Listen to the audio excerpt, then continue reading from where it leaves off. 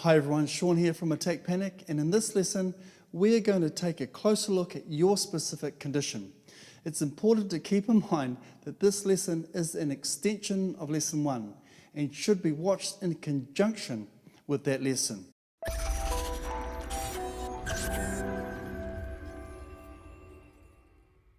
Living with GAD on a daily basis is extremely debilitating and distressing. Anxious behaviour promotes more of the same. You feel stuck in this destructive, perpetual cycle. Because it is a habit, your subconscious assumes that this is perfectly normal.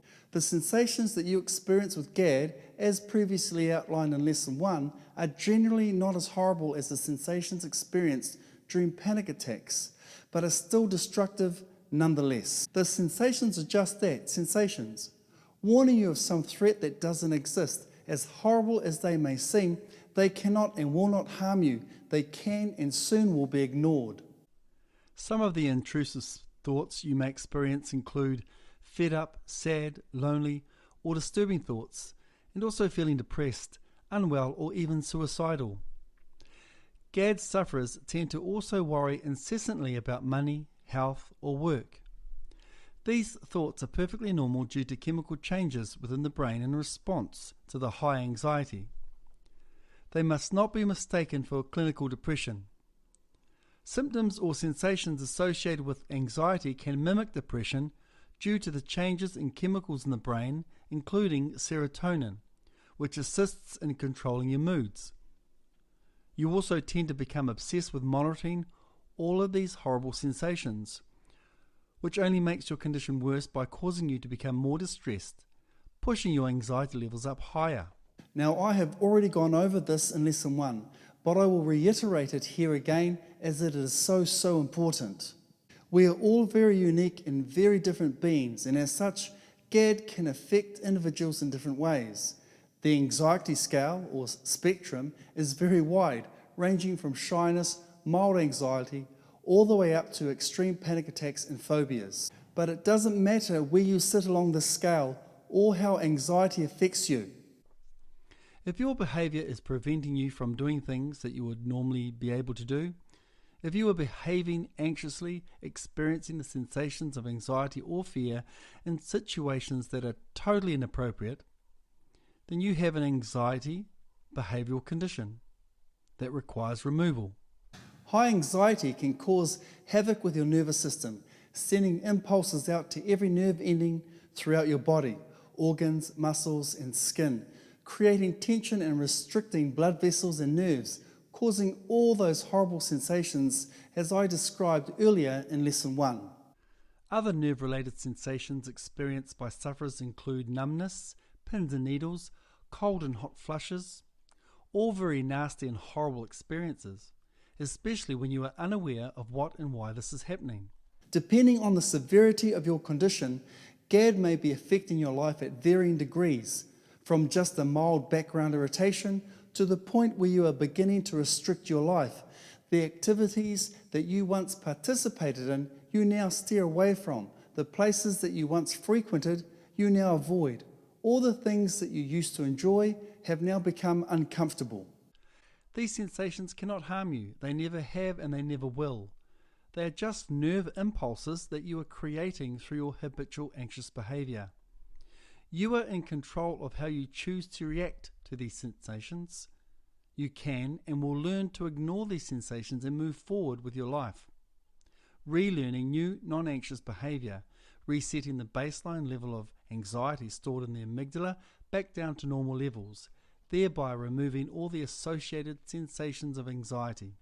Direct behavior, in this case non-anxious behavior, is the only way you can reset the anxiety levels stored in the amygdala.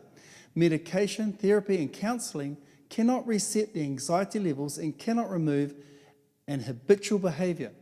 Only good old-fashioned legwork, actual behavior, can do this.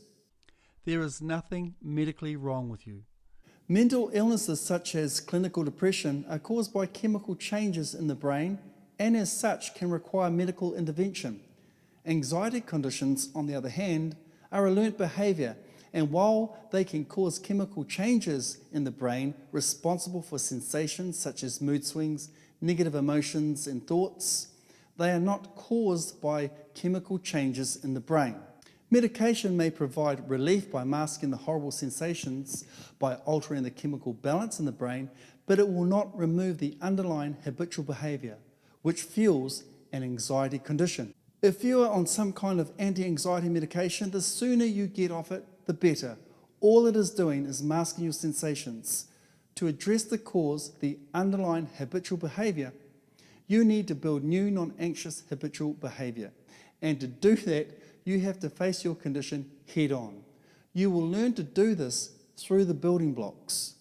Now, this will be a hard pill to swallow, excuse the pun, for some, but medication, therapy and counselling, when it comes to anxiety conditions, only serve to reinforce the very condition you are trying to desperately get rid of. The only solution is to relearn non-anxious behaviour through practice and repetition on operant conditioning, rewiring the brain with new neural pathways and associations and replacing the old anxious habitual behaviour. As mentioned in the earlier section, the anxiety levels stored in and regulated by the amygdala become stuck at higher than normal levels. Therefore, the body is in a constant state of anxiety, producing all the horrible sensations of anxiety that you experience on a regular basis. You become oversensitized to external stimuli which wouldn't normally or shouldn't cause an anxious reaction at all. For example, socializing with friends or family, which used to be fun, now become very difficult. You soon find yourself avoiding these situations altogether. This is a vicious cycle, as the more you behave anxiously, the higher the anxiety levels get pushed up and the more anxious you behave. The more anxious you behave, the more anxious sensations you produce and experience. The higher the anxiety levels rise. When anxiety levels reach extreme levels, panic attacks and phobias may develop. We are born with only two fears: falling and loud noises. Any other fear is a learnt behaviour.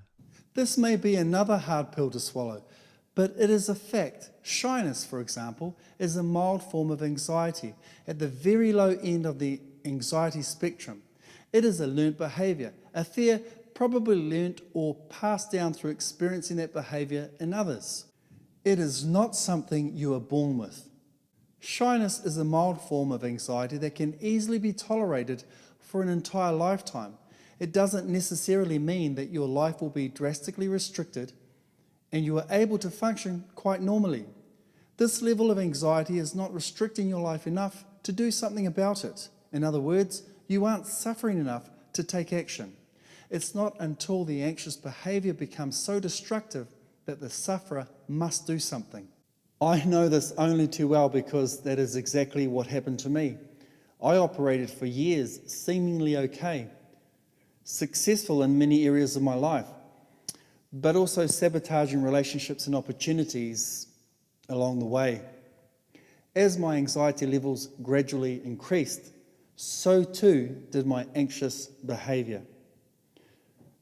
I gradually began retreating from various areas of my life as the sensations and symptoms of anxiety correspondingly increased along with my growing anxiety levels. It wasn't until my high anxiety escalated into panic attacks, social phobia, and agoraphobia, forcing me to become housebound, destroying career opportunities after career opportunities, putting the welfare of my two beautiful children at risk, when I decided to do something about it once and for all.